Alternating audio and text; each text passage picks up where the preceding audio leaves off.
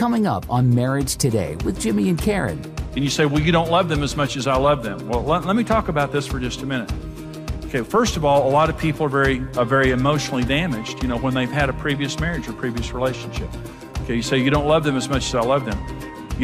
The greatest love on earth is a decision, not an emotion. I can choose to love your children just as much as you do. I can honestly say today, I love those kids like my own, but it didn't happen overnight. It's a commitment to a process.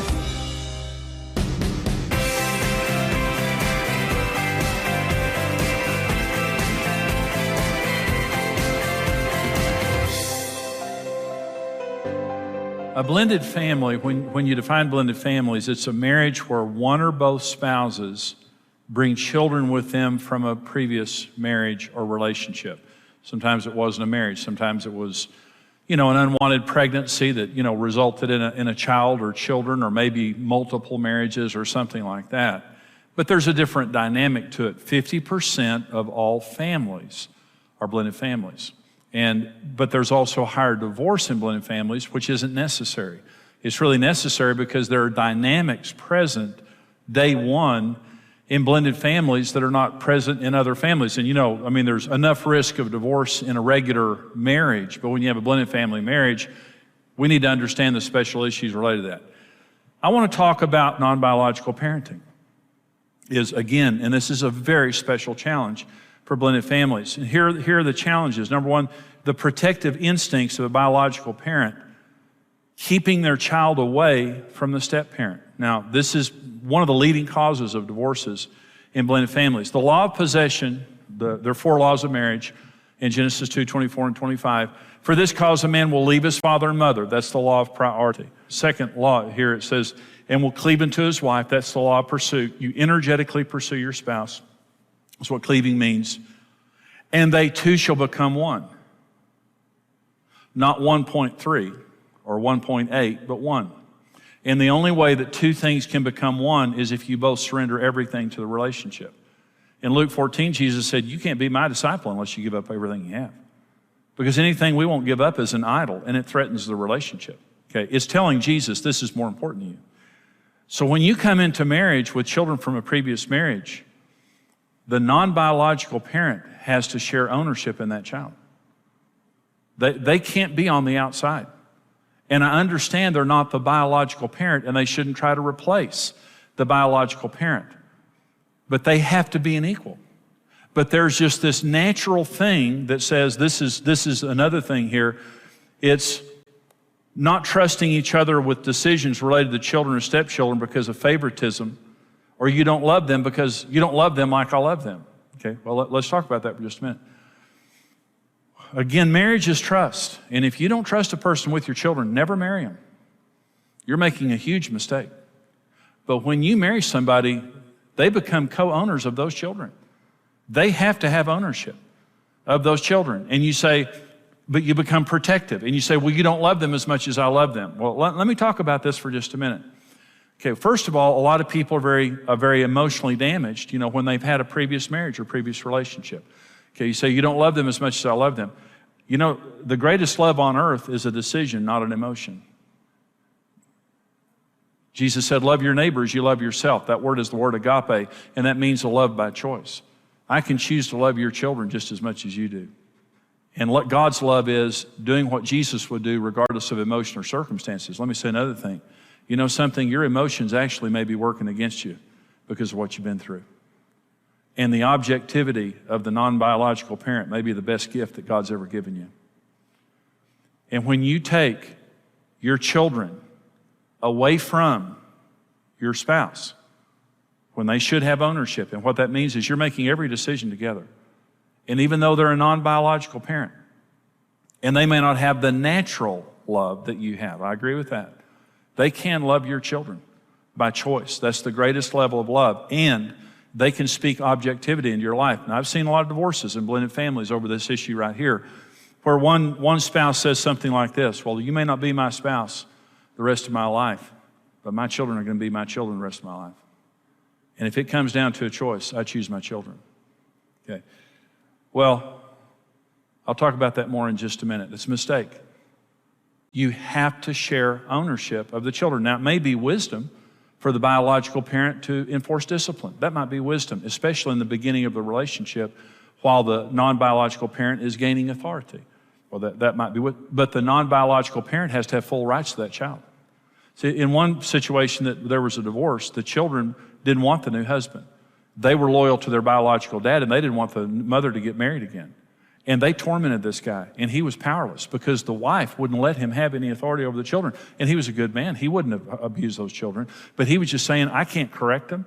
I can't defend myself. And she said, you better not. And he said, listen, these kids are disrespecting me, and they're making my life miserable. And she said, if you're asking me to choose between you and my children, I choose my children. And they divorced. He said, I can't live this way. I'm vulnerable. And what I said to her is, one, the law of possession. If you didn't trust him with your children, you should have married him in the first place. But marriage is trust. So parent those children together, and those children need to see you operating as a team. They need that. Another issue of non-biological parenting is the natural sexual barriers are missing. And that doesn't mean there needs to be an atmosphere of mistrust. You just need to understand, though, there is a natural sexual barrier biologically that when you have a step-parent in the family, there needs to be a higher level of modesty and accountability. It's not an atmosphere of mistrust, it's just wisdom that just says we need to wear robes more often. We need to wear clothing that's a little bit more appropriate and modest than we might, and there just needs to be a higher level of wisdom and accountability because that natural barrier is missing. Child support. Let me talk about the law of possession for just a minute. This is one of my relatives divorced. She married into a blended family situation, and when she married into it, he was paying child support to his children, his ex-wife, the way he should have. He was a good man. This is a really good man. And every time they wrote that check, my cousin got madder every month. She just couldn't handle the fact that this money was going to his ex-wife, and she picked up an offense toward his ex-wife, and it just tormented her until ultimately they divorced. Listen, the law of possession says your debts are my debts. Your assets are my assets, your liabilities are my liabilities. And if you've got children from a previous marriage that need to be supported, I fully own that, and I will fully do that with a good attitude, supporting you and your children. But she didn't do that. She would not assume the liability of him making that payment. And what happened was the marriage just tanked. It just went south. And so we have to understand that in marriage, there is this law of possession. There's one other thing I want to talk about related to children is visitation. Children coming and children going. And this is one of the most agonizing issues I've ever helped families with. I'm thinking of one family in particular, and this was an ex-spouse that was spoiling the children and letting them have all kinds of exposure to ungodliness with them and their new spouse. Every time the children went, and they knew it, and they were using the children as weapons against them. And every time the children went to their home, they would feed them full of just all kinds of nonsense and let them do anything they wanted to do, let them watch all kinds of movies, and then they would come back from that environment. And this couple came to me and they said, Jimmy, what do we do? Because legally there wasn't anything they could do. They weren't doing anything illegal. They were playing the children off of each other, and they were trying to spoil the children so they would be favored. And I said, number one, do not communicate through the children. Don't do that to those kids. You communicate directly with your ex-spouse and their spouse, and don't use those children as messengers. Okay, let the adults do the communicating, not the children. Number two, every time those children leave your home, you pray over those kids. And you pray protection over their mind, their heart, their memory, their sexuality, their attitudes. You pray that God will go with them wherever they go and supernaturally protect them. Number three, do not take for granted every day you have with that child, and don't you play that game. You be righteous. You have standards. You love those children. You take those children to church, regardless of what they say. Don't be legalistic. Be fun and be fair, but you expose those children, and do not underestimate the power of God to impact those children's hearts, because righteousness is more powerful than sin. And they may be going into a home of your ex-spouse or someone, and they're being exposed to all kinds of stuff. Let me tell you something. The Spirit of God is more powerful than the spirit of the devil. And don't let fear and discouragement get over you. You communicate to the adults, you pray over your children coming and going, and you don't lower your standards because somebody else has. They'll lose that fight. They'll lose that fight, I promise you. And when those children get old, the Bible says when you train up a child in the way that they should go, when they get old, they won't depart from it. When those children mature, they'll bless you for your righteousness, and they'll look at this other person who is doing that, and they'll say, grow up. I love you, Mom. I love you, Dad, but why did you do that when I was growing up? Why did you say those bad things about Mom and Dad? Why did you do those things? Why did you let me get involved in those things? You were supposed to be the adult. And they'll turn back to you, and I promise they'll thank you for what you did. You need to be fair. Don't be legalistic. But you just have faith in the power of God. I hope you enjoyed that teaching. You know, I love teaching to blended families because, you know, they have special issues. And you can have a very successful blended family. Half of all families today are blended families. And we know of many successful step families. In fact, we interviewed successful step families, and out of that, we created a resource called Blending Families. It's a book. It's also a workbook. It's also a set of DVDs, and we want to put these into your hands. Right now, for your gift of $25 or more to Marriage Today, we want to send you the book, Blending Families. Now, this is some of the teaching that you heard today, plus it's the interviews, the excerpts of interviews from these step families telling you how they overcame their problems. We talked to them about everything that blended families face, the special challenges that they face, and they told us in this book how they overcame all the problems that you might face. And so you're going to get a lot out of the book. For $65 or more, we want to send you the Blending Families book plus the DVD set. This is them in person telling you in these interviews how they overcame their problems. For $90 or more, we'll send you the book and the DVD set along with the workbook. This workbook now is something you can go through as a couple. It's something that you can have a Bible study or a small group with and help other couples to overcome the problems that blended families face, the special problems they face. But listen, how to thrive in a blended family, how to have the family and marriage of your dreams, but to be able to deal with, to be equipped to deal with the special problems that you face. What a great set of resources we have, and here's how you can get them. If you have found yourself navigating through the unique challenges of a step family, then Blending Families was designed specifically with you in mind. You cannot just succeed in being a blended family, you can thrive. 18 successful step families joined forces with Jimmy Evans in order to create a practical and biblical set of resources. I really had to realize that my husband is not my ex-husband. Well, the new parent coming in can feel as an outsider. It's not the same as your mom. I mean, I'm just not their mom. For your gift of $25 or more, we'll send you the Blending Families book. For your gift of $65 or more, we'll send you the book and companion videos. For us, having a blended family is something that we treasure.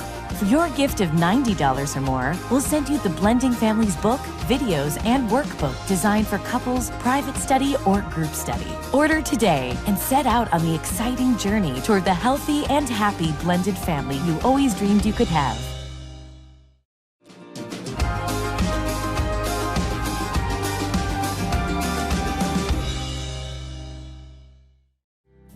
Honestly, you know, how can you say you love that stepchild the same as your biological child when there's been so much more history? It would be hard to say that truthfully, but as far as your commitment to the best interest of that child with his kids and with adopting a son, you know, I can honestly say today I love those kids like my own. But it didn't happen overnight. It's a commitment to a process. I don't love my kids equally, but I love them individually. You know, I love them uniquely because each of them are, and I'm not just saying because one's biological and one's not biological. I love them all uniquely. I feel like it's across the board the same, but just in different ways because they have different strengths, different things that are about them, things that you love, things that you get, you know, it's just, I don't think you can love them. I think when people say, oh, I love my kids all the same, you don't. You love them all uniquely. If you expect to always have it be the same, then you're setting yourself up for disappointment. And if you expect your spouse to love every child and treat every child exactly the same, again, you're constantly going to be saying, but he's not doing it, because that's not possible. It's not possible. There are, even with my 2 biological children, like I cannot even possibly imagine being able to love them more, but I don't treat them exactly the same.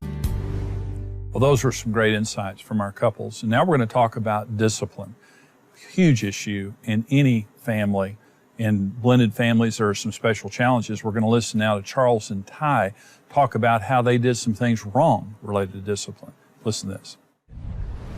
I know how my son feels when I discipline him. He's mad, he doesn't like it, and he loves me, and I've been there from the beginning. So imagine how a child is going to feel when the step-parent comes in and tries to administer discipline. They don't have the roots that I have, so it's going to be war. So we didn't do this. We should have. We just kind of was like, okay, we all have equal power, okay? And he disciplined and I disciplined, but we found that the step-parent just being the love initiator, just sowing the love seed, really helps to nourish the relationship with the child to where they can grow to a place where the child can receive discipline. One thing that's important with discipline is not only my spouse and myself being on the same page, but also the child's mother, or their father, the other parents essentially, that they're on the same page, because you want to let them know that this is how we're going to run our house, this is how we're going to discipline, and so that there's no surprises. We have been through situations where one or the other of us was going to discipline one of the children, and specifically when it's the other's child. And when you see that happening and you don't agree with it, and you step in the middle of that, and we've done it, and it was not successful, you find that you're not only are you undermining them, but you're teaching that child lack of respect for the other parent. So while we would love, I wanted him to be a disciplinary. I wanted him to be a father figure to my children. There was a period of time where their father wasn't active in their life. And so I wanted him to step into that. On the other hand, if I stepped in and kept undermining him, I was just teaching the children that he had no value. Also, because of the different ages and the different backgrounds they were raised with, that we have to use wisdom. You can't discipline them all the same. They all need consequences for actions, if they do something that, we need to deal with. But it's not necessarily going to be the same with each child, because you have to know that child's personality. You don't want to crush their spirit, and we want a positive result. We don't want them to do it again. So how do we get to that? Over the years, as I've counseled blended families, couples, that one of the most perplexing things that some go through is their children going back and forth. And when they go to their ex's home, the ex allows things that they don't. And sometimes this can be really bizarre. The competition, a very ungodly ex that just really allows the kids to do anything. And couples really grieve over that, and rightly so. And so we're going to talk to the couples now and let them tell you about how they deal with exes that allow things that they don't. We have to trust God. At the end of the day, when he's over there, it's completely out of our hands. It's in God's hands. I used to stress about it every time he went over there. What's happening over there? What's he exposing her to? What kind of friends does she have over there? What kind of music? What kind of movies? All those type of things. But at the end of the day, we don't do those things at our house. He's there with us most of the time. We're going to continue to have positive reinforcement with him. We're going to continue to show him, hey, this is why we do this. This is why we don't allow you to watch certain things. This is why you don't get to listen to certain music, because there's a message behind it. This is why, so that we're sowing the seeds now. He may not understand it all, but one day he will make that choice, and hopefully it's the right one. Coat everything in prayer. Lift them up the whole time they're gone, before they go. Anything that you're concerned about, just encouraging them in loving ways without condemning the other parent. Address whatever the issue is that you need, that your concern is. What can you do? What's an out? How can you, if this happens, where can you go? What do you do? Do you know how to call 911? Do you know how to call a friend or, another adult that you trust, and those kinds of things? I can give you instances where, April's ex brought them to like a party in Mexico, and they're 14 years old. There's drinking. I mean, look, this is real. Or inappropriate movies or whatever. That's where the control factor comes in, and it's unfortunate. You obviously address that very strongly, as well as you can, to try to affect the other spouse. That's something that you have to do. But as far as the children, you just say, there's a reason why we don't do this. And you look at it as an opportunity to talk to them about why we don't do this.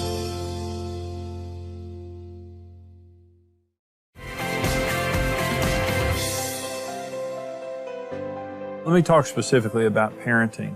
Over the years, I've helped a lot of blended family couples and deal with the issues of parenting. And obviously, there are special issues there. And I talked about the law of possession. And not just your assets, but your liabilities belong to me when we get married. God said in Genesis 2, they two shall become one. Marriage only works if you share everything. I mean everything. And anything that you will not share with your spouse will destroy your marriage relationship. It will. Children, see, sometimes there's this feeling that, well, my kids have gone through a lot of pain, and I don't want to put them through any more pain, so I'm going to have to protect my kids in this relationship, and that's more important than the marriage. Well, first of all, the kids are going to smell blood in the water. Those children instinctively know that they have divided you, and they're going to use that then to their advantage, and also many times to punish the non-biological parent because they don't want them around. They want their parents to be married. They're still loyal to their biological father or mother. And so your children need you to be a united front. And the way that happens is when you get married, you date to establish trust. There has to be a sufficient level of trust when you get married. You're not married still trying to figure out if you trust your new spouse with your kids. You've got to trust them with your kids, okay? It doesn't mean they're the disciplinarian. You might want to be the disciplinarian, especially when the relationship is new. But you date to establish trust. And then when you get married, these aren't my children, these are our children. And I realize you may not be the biological mother or father, but you are a mother and father. In this home, you are the mother or the father that is my partner, okay? And so you have full ownership of these children, and so do I. So all of the decisions that we make, we are going to make together, for mine and for yours and for ours. All decisions are made together, and the children cannot separate us. Once we've made a decision related to the kids, and there can't be preference. You can't prefer your children. There can't be things that you do for your child, your biological child, that you don't do for your non-biological children.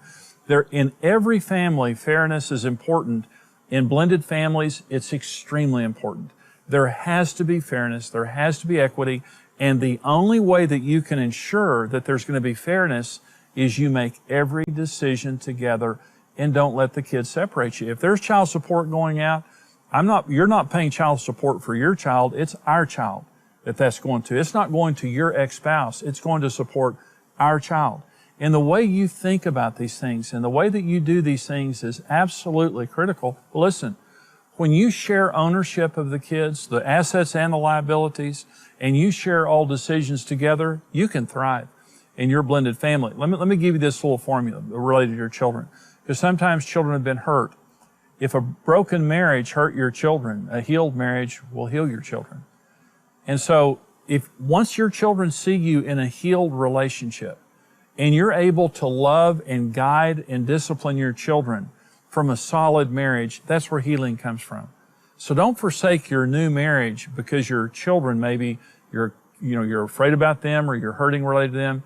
Let them see you in a good marriage, and that will do a tremendous amount to heal their hearts. And I hope that helps you. We come to you to help you in your marriage and in your blended family. We go all over the world. We go across America multiple times a day, ministering to millions of people, and we can only do that because of the financial support of people who help us here at Marriage Today. Karen and I are asking you, would you stand with us financially? If you've been blessed by this ministry, the information is there on your screen of how you can support us. You can call us and give that way with your bank card. You can go online. The information is on your screen of where you can mail a gift. If you want to mail a check, you can do that. But we're asking you to stand with us There is just a war on marriage and family that's going on right now. And Karen and I, we're on the front lines. I mean, we are coming to you right now with this information, with ministry resources for blended families, for marriages, for parenting, and all of that. And it takes money. And everything that we do is because of people like you standing with us. Please give your most generous gift right now. God bless you.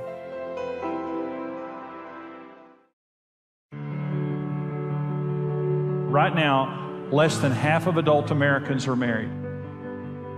Love in our society has become a very fickle thing, and something that a lot of people say that you can't understand. Nobody knows, about love, and if once you've fallen out of love, you can't get it back. As a couple, but also as a church and society, we need to work on marriage. We need to make it a priority in our lives. This is what we love to do in Marriage Today. We love to tell people God's plan for marriage. I just want to give you the good news. When God creates anything, He creates it for success. We believe that God raised us up as a ministry to make a difference. And as we grow as a ministry, we touch more and more lives. As those lives are touched, communities are changed virally. If you're out of love, you can fall back in love. If you've done each other damage, you can repair that damage. We're raising a biblical standard for marriage and helping people to succeed, and we need your help because this is what we've been called to do, but it's very expensive. Everything that you give equips us to go and reach more families, more couples, and to keep children together with their parents. If you believe in what we're doing, would you stand with us financially? Your generous financial gift right now is such a blessing, and really we can only do what we do because of financial partners who stand with us, people just like you. Thank you for watching Marriage Today with Jimmy and Karen. Subscribe to Marriage Today's YouTube channel for more marriage-building videos and updates.